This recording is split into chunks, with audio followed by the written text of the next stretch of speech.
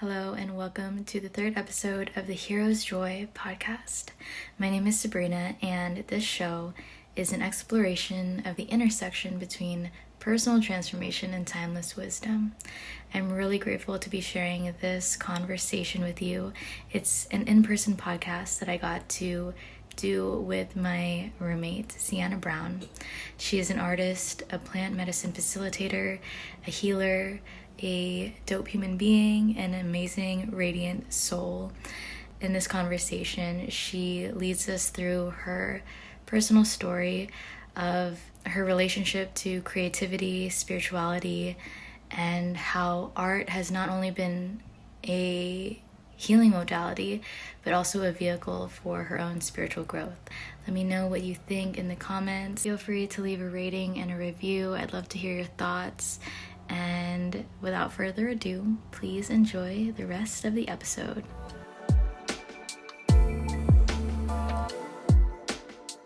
Excited for today's episode. We have my roommate, Sienna Brown. So excited to share her story about art and healing and exploring different aspects of creativity and spirituality. Thank you, Sabrina. I'm so happy to be here, and thank you all for being here and listening today. It is my honor and my joy to share about the healing power of art and how freeing and transformational it's been for me in discovering that art's not only something that we can use to express and to heal, but also to create our reality. We can use art to magically create our reality. I've always been connected to my spirituality. I grew up in religion, so the devotion to spirit and the play with seasons and the play with ritual and ceremony has always been in my blood. Art has also been something that I've always turned to when it's my language. Art is my language. It comes through my hands the way words comes through someone's mouth. And I see that it's letters that I'm writing myself. It's letters that I'm writing others. It's me putting paint and color to words that I don't have in the moment sometimes. Like when I'm processing something really heavy, I can paint it instead of saying it out loud, and it allows me to acknowledge myself in a way that nothing else really can. So I've always been an artist. I've always used art to express myself. It wasn't until high school that I discovered art as a healing practice. I love the idea of art as a language, like when we can't put something into words, but we still need to express what's inside. And through that expression, we actually gain more self-awareness. Through the expression is an expansion, and it's almost like a conversation that we're having with ourselves when you're creating art. It's always been inside you, and it's just this extension of you.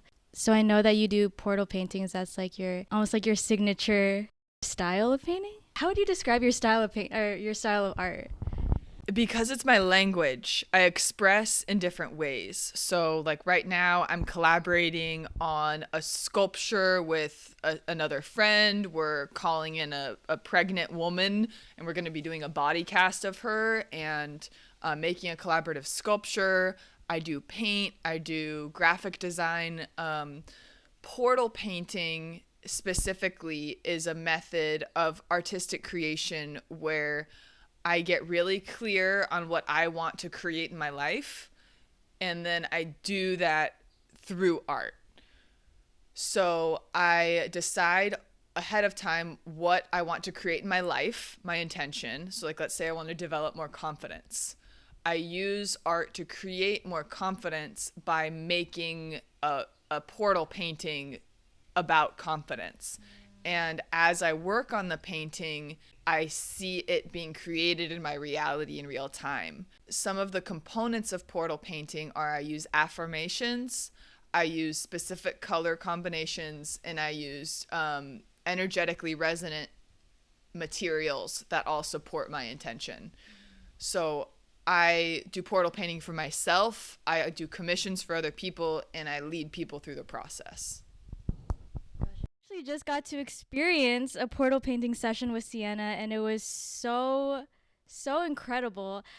I remember like almost being on the brink of tears with how unique and special it was. When she talks about using affirmations, colors, and resonant materials, you actually get to play as the creator and tangibly experience yourself, like putting the pieces together of how what you prefer to experience in life. You're almost like creating a mirror. I was surprised of like how I was led to what I didn't know that I needed. Whenever we have spaces that allow ourselves to see ourselves a little more clearly or from a different perspective, it really changes everything. How did the portal paintings come to you? Like how was that birthed through your experience? I discovered in myself that art was the mirror, like you're saying, back in high school. And it really landed for me in college as I started actively looking at my eating disorder. So I was bulimic and a binge eater for 10 years, more than that. Like my eating disorder started when I was, the disordered eating that I experienced started when I was 3 years old. So I was really deep in it, middle school and high school. And then in college, I had this moment with a professor where it became clear to me that I was creating my truth. Like that the artwork that I was creating was about my eating disorder, and I didn't even know it. Wow. Yeah, it was a super wild experience. I was painting food on people's heads. So they were really bright, beautiful, colorful paintings. One was sushi rolls, one was fruit flies, and there was a man with like a bunch of fruit flying off of his head, and this other one was sushi rolling off of this guy's head. And I was like, these are fun, these are happy. And then I showed them to my professor, and I said, these are fun, these are happy. And he was like, I think there's something deeper here. Like to me, this food's on the mind. Food's on the mind. And when he said that, he didn't know about my eating disorder. No one knew about it. Like not even my mom. No one knew for 10 years that I was bulimic. I knew. I just didn't want to tell anyone. I wasn't ready to heal it. I wasn't ready to illuminate that shadow aspect of me. I was still wanting to stay in it. When he said that, it was clear to me that whether or not I wanted to share my truth, that I was doing it, and a part of me was asking to heal. So when I realized that I was trying to process my eating disorder through art, I then decided to consciously do so. So I began painting consciously about my eating disorder. I put myself into like, what does a binge feel like? And I would channel that emotion and put it onto the canvas.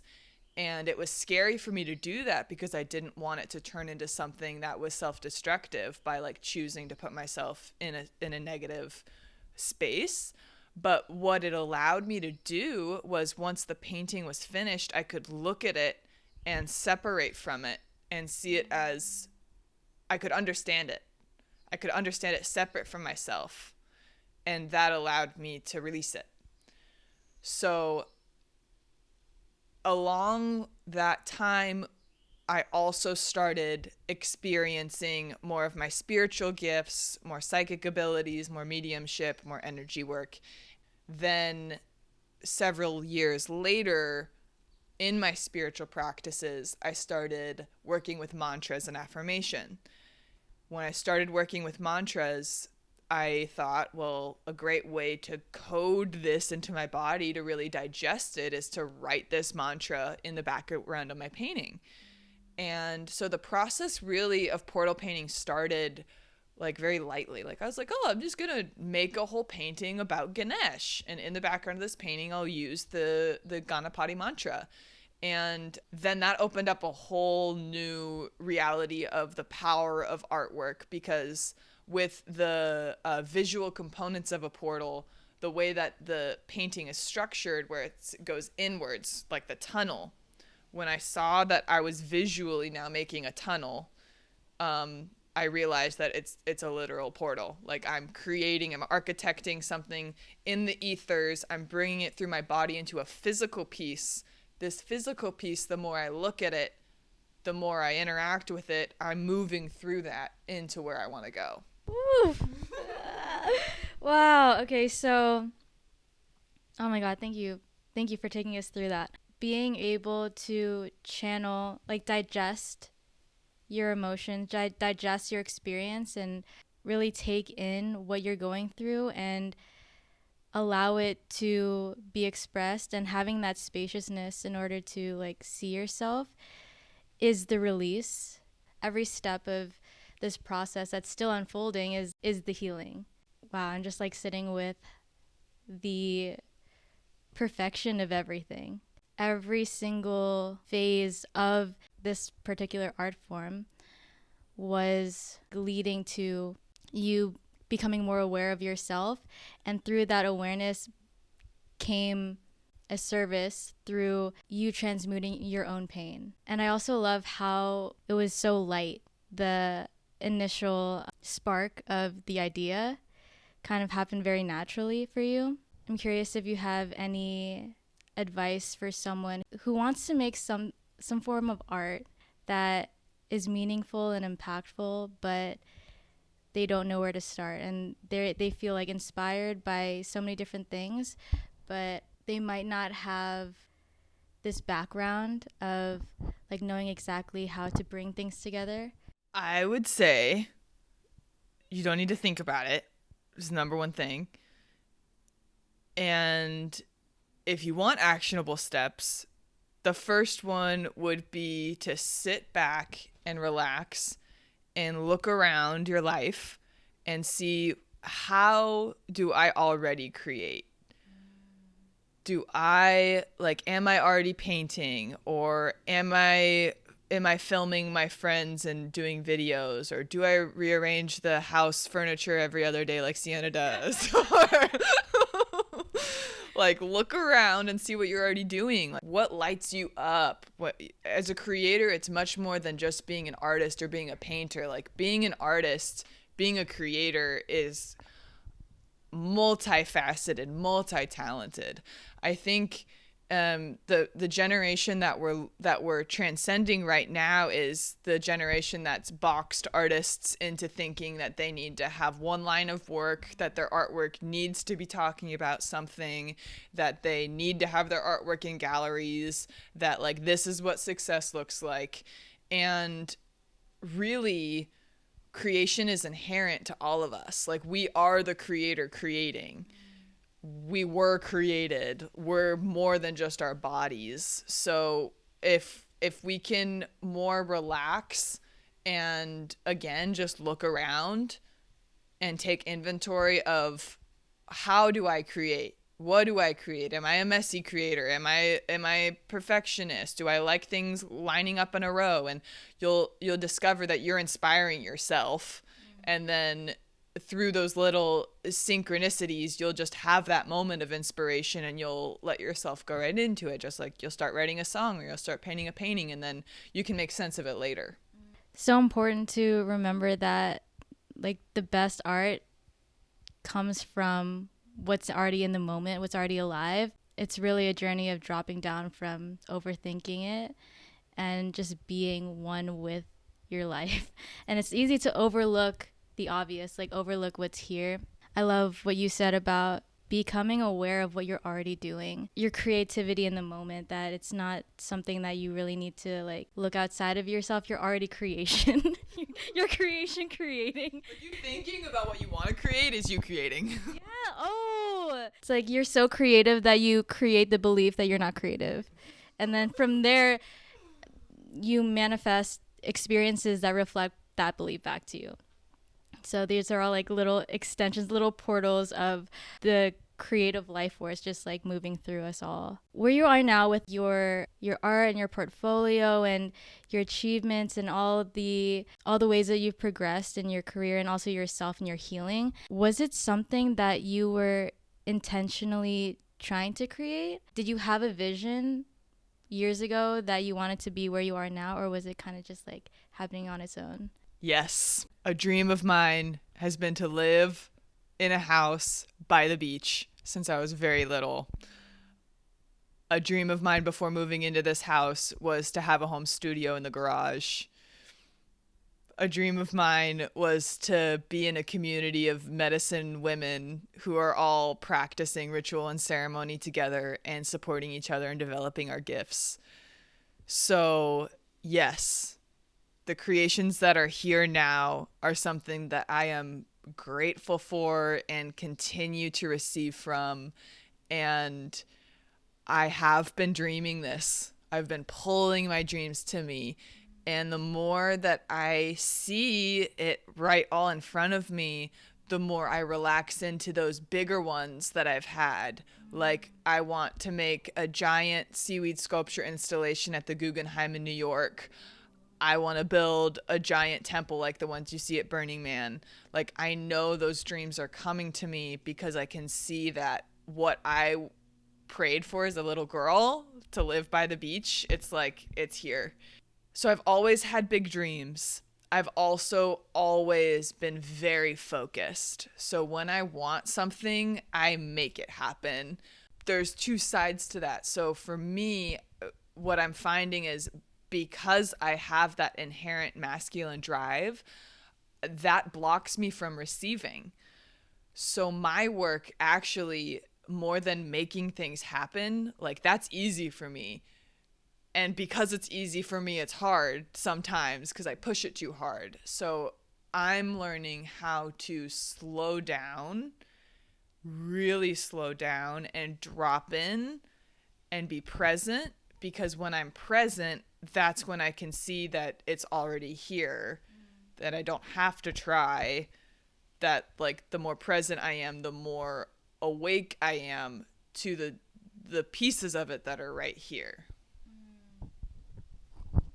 Woof. Oh my gosh, there's so much I want to say. Where do I start? You kind of answered a question that I was going to ask at the beginning of like, how? Like, how did it all happen? But then you answered it with where you're at now, with realizing that it's already happening. And the more that you can relax back and receive and witness and be grateful for what has already transpired, like what is already here, you sit back into the receiving of what wants to happen naturally through you. The desires that we have are already ours if we feel them. It's already there, and it's easy to think that we need to like reach outside of ourselves to get something. But the fact that you have the desire is the proof that it's yours. Yeah. It's already yours. You quickly make things happen, and that's something that like I really admire about you, is your quickness to act on your intuition. You just like blurt out, this is happening. I'm like, okay. And I think that's so powerful. To me, while there is like that masculine drive, it's also trust. It's like a deep trust that you embody that's like, okay, this is it. Because like you said, this is all creation. The art itself is a reflection of our own creative power.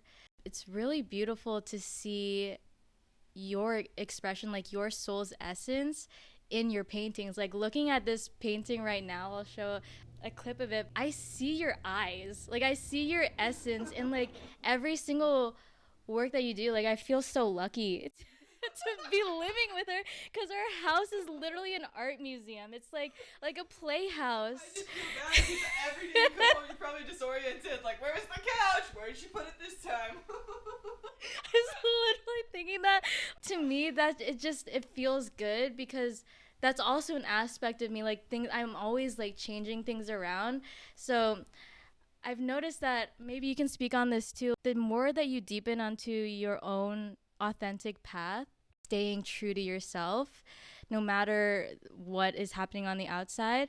But like the more that you do, where you end up, the synchronicities just get wilder and wilder. It's like you get to see more aspects of yourself in different ways through the people, through your environments. There's something about like this subtle refining as you step forward into your path. It's mind-blowing. Curious like what your experience of synchronicity and magic, if you want to talk about magic and your background with working with magic is, and how that ties into your path and your overall perspective of life.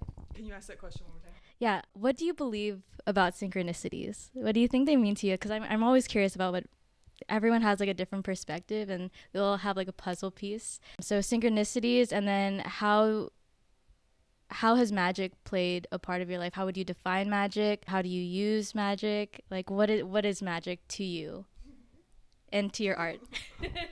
Here we go. Woo! Synchronicity to me, have you seen the movie Inception? Yeah. You know when he's spinning the top and like that's how he knows if he's awake or not? Yeah.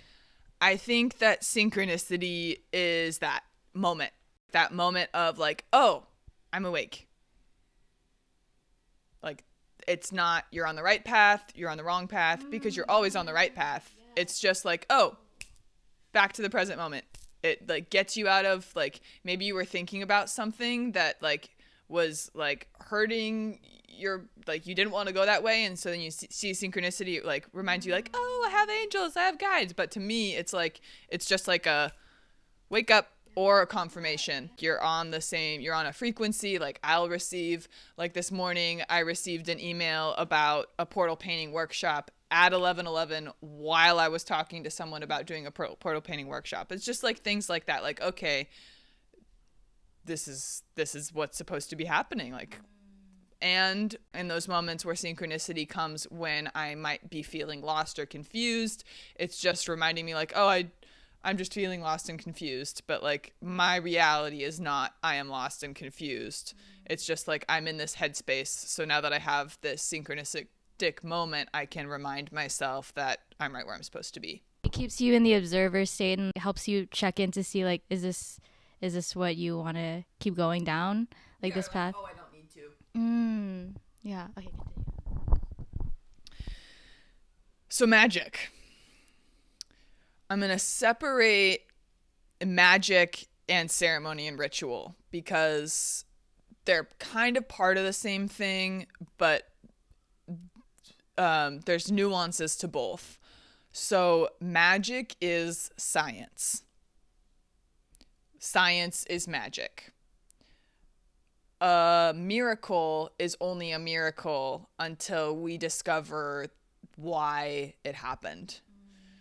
So I believe in magic, and because I believe in magic, magic works.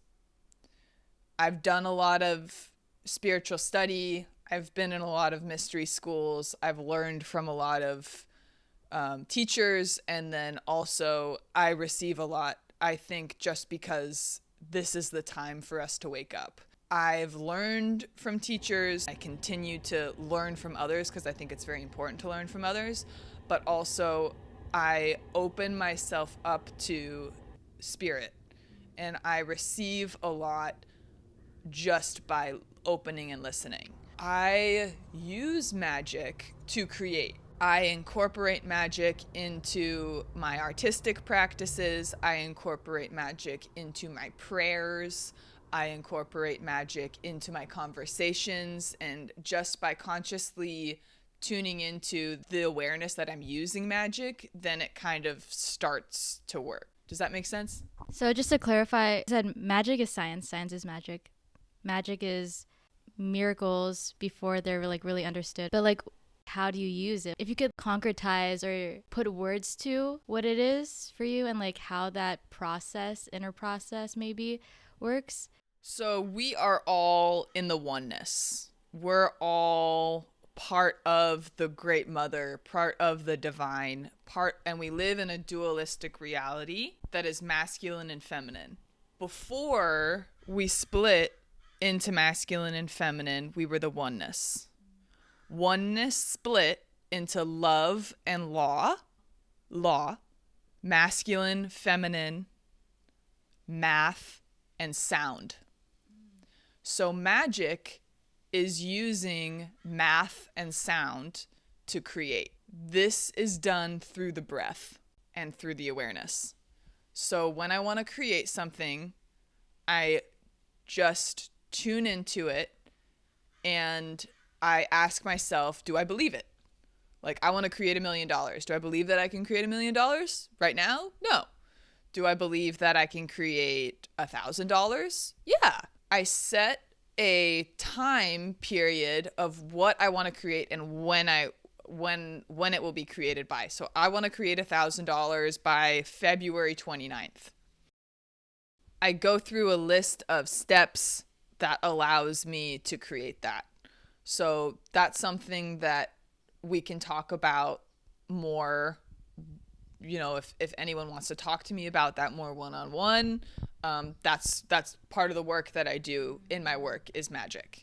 So you incorporate magic into your sessions and your painting and your work in general. It's like infused into it, working with the breath and belief and sound and math. Is that what you're saying? So almost like the formulaic processes. But it's not mental. Like in my studies, I've learned about the mechanics of our reality and how it was created. So understanding that our universe is made of sound and math, just that awareness allows me to use magic. I don't need to understand the math or the sound around making that $1,000. I just know, like, okay, I have $1,000. That's the math part. Like my masculine goal. My goal is I want this. Then I'm going to invoke that by using my voice and using my breath, because we are living, the word is alive. We are inspiring this desire, and then we're creating it from that place. The belief is the most important part, because when you believe it, then it becomes just about identifying what steps you want to get you there. So like when I'm making a painting, if I look at the Mona Lisa, I'm like, how the heck am I going to make the Mona Lisa? I can easily break it down into steps by saying, okay, I'll get the picture, I will project it onto the canvas, then I'll start doing the underpainting, then I'll put this color on, then I'll put this color on, and eventually it will be the Mona Lisa. It'll be Sienna's version of the Mona Lisa. But I can't get there all at once. I have to break those steps down, and because I know I can do those steps, I'll take those steps that lead me to what I want to create in my goal. Thank you for breaking that down and showing us the way. Like, you are the magic. We are the magic. And it's like without that belief in ourselves, it's like it's inherently, that process is already like stopped. So without the awareness of our own power, it's hard to move forward and take the action, to even believe that we can take action toward what we want to create. So it makes sense that all those coming together allows us to fully take ownership of our creative capacity. Really quick, I'm just curious how you arrived at where you are in your spirituality. And when we first met, I instantly felt a bond because we were talking about our spiritual journeys. You were telling me how you were originally Christian. Now you're in this other dimension of experiencing your spiritual self. And I'm curious what that journey looked like for you. If you could like summarize where you started and what led to where you're at now with like using magic, being a facilitator with plant medicine.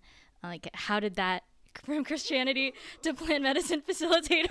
Like, what happened in between? It's not as wild of a flip as you'd think. Like, actually, I take that back. It was a pretty wild flip, but like in my community, it seems to be a pretty common thread that a lot of people that grew up in religion grew up with this deep sense of devotion for God and the divine, and deep sense of community, and deep sense of following the seasons and celebrating the seasons, and professing our love to the divine through worship. That's always been in me. So ever since I was little, I was deeply involved in the church. I would say, if I could boil it down to the biggest one experience for me that ended up creating this reality for me, was my first ayahuasca experience. So I, at the time, was in college, and I was a Christian, and I was a youth leader at the church and deep in it, and I loved it. And I also had a lot of questions. I had a lot of doubt about the rules, not about the love, about the rules. But every time I doubted, I would go deeper. Like, I would invest more in the church. So when I had doubts, I would sign up to be a greeter. And then I would do that more to like dive deeper in. Or when I had doubts, like then I became a youth leader because I knew like I have to trust more. I was in college and I painted a series of 3 large blue paintings. And on these 3 8-foot tall paintings, I started to experience channeling. I showed them to my professor after the summer, and he told me that they looked psychedelic. I'd never tried a psychedelic before. I was very offended. I didn't want my artwork to look psychedelic. I wanted to be in white wall galleries, and I still want to be. I still am in white wall galleries. Like, the art world is a very great thing. I won't go into that topic right now. Anyways, I was about to leave on a mission trip to India.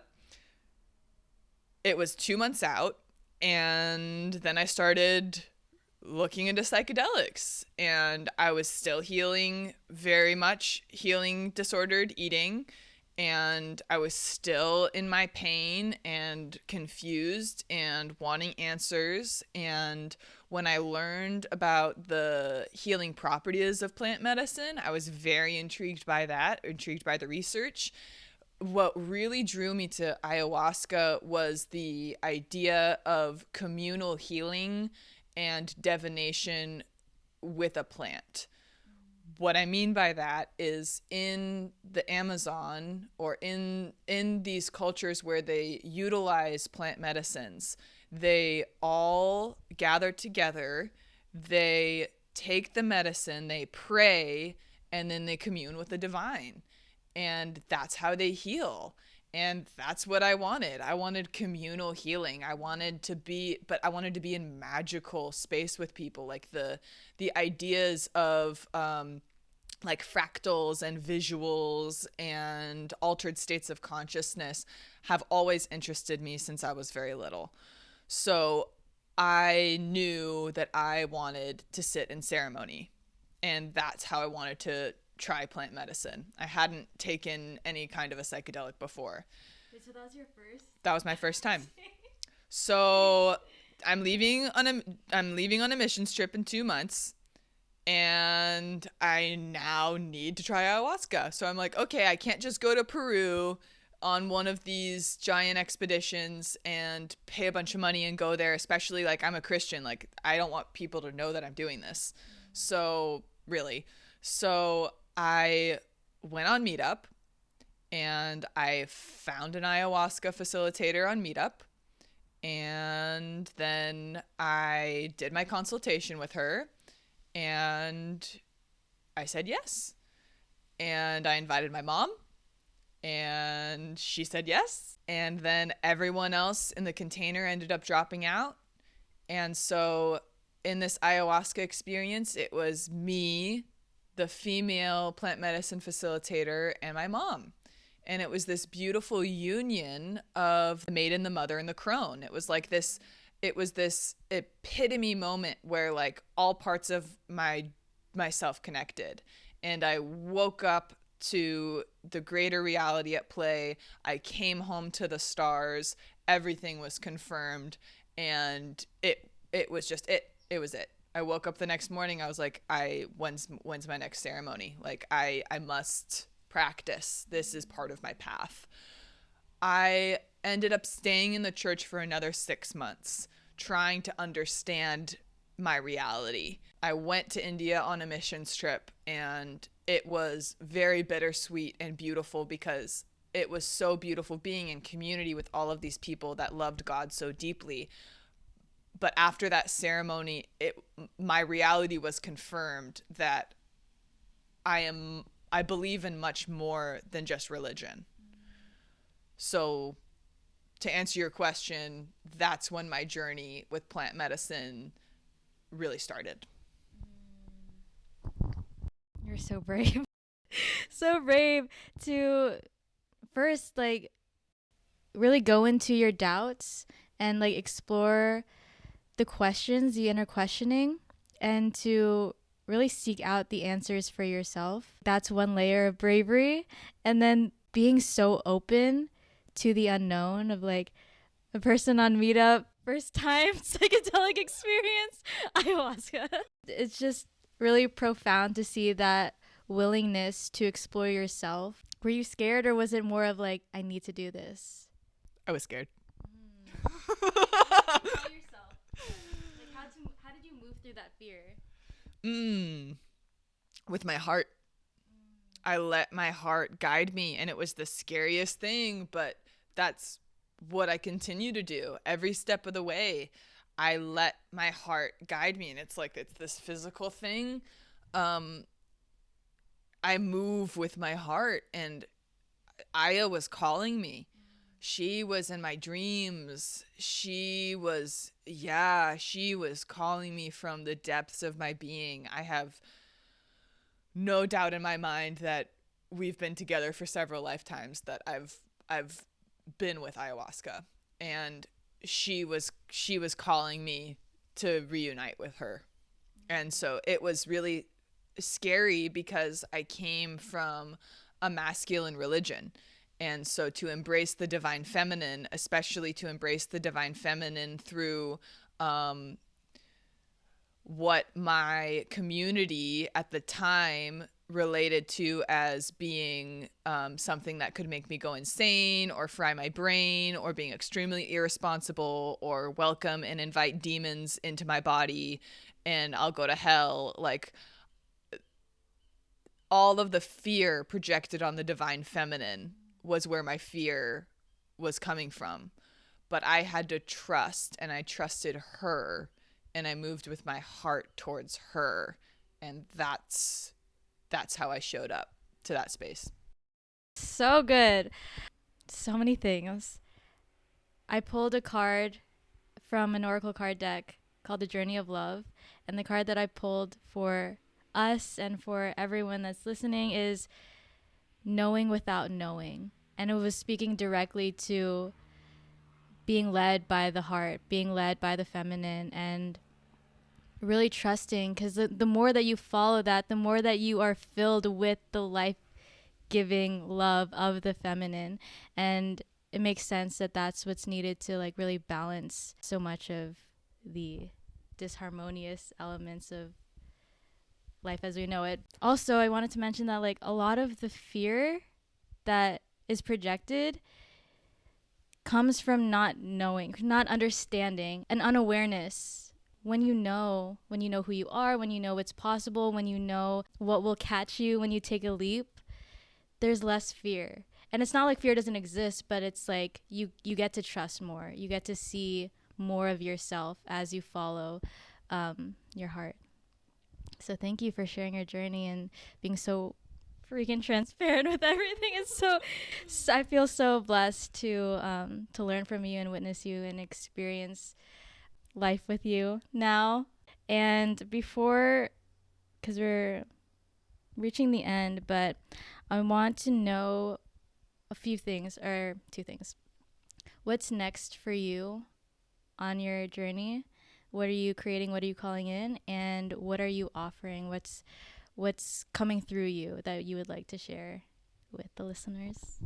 What's next for me is I am developing some really beautiful programs right now.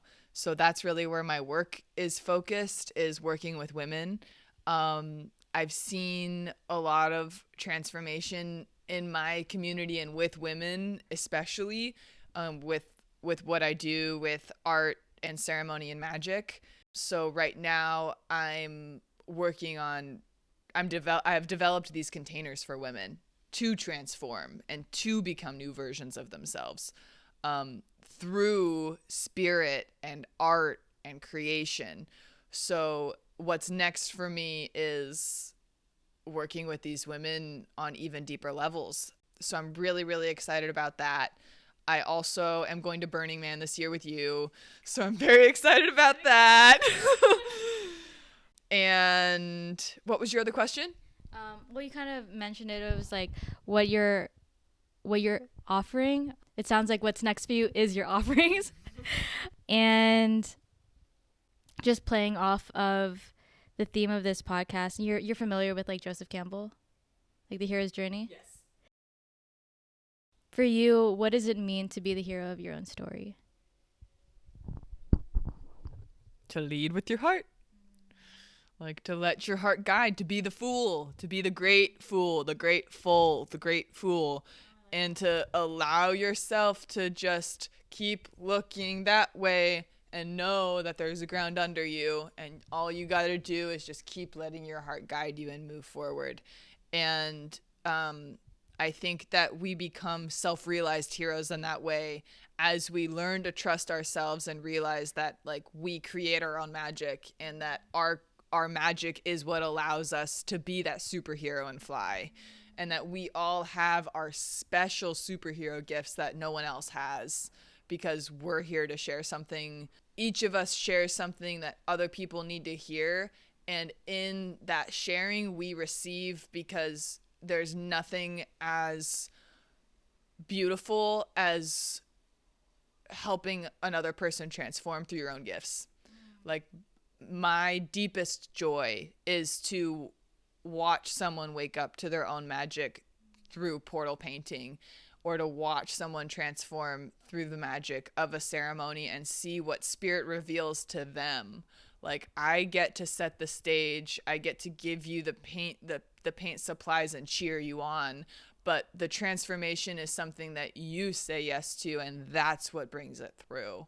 So that's what I think the hero's journey is like discovering your magic and really allowing yourself to trust your heart and to move forward from that place. Oh, yes. Thank you so much for that. That was a beautiful way to literally tie everything that we were talking about to a nice little bow for the end. Thank you so much. I'm going to link all of Sienna's offerings and information in the show notes, and please check her out. She's an incredible soul and human being who is changing the world with every breath that she takes. All right. Thank you, everyone. I'll see you in the next episode.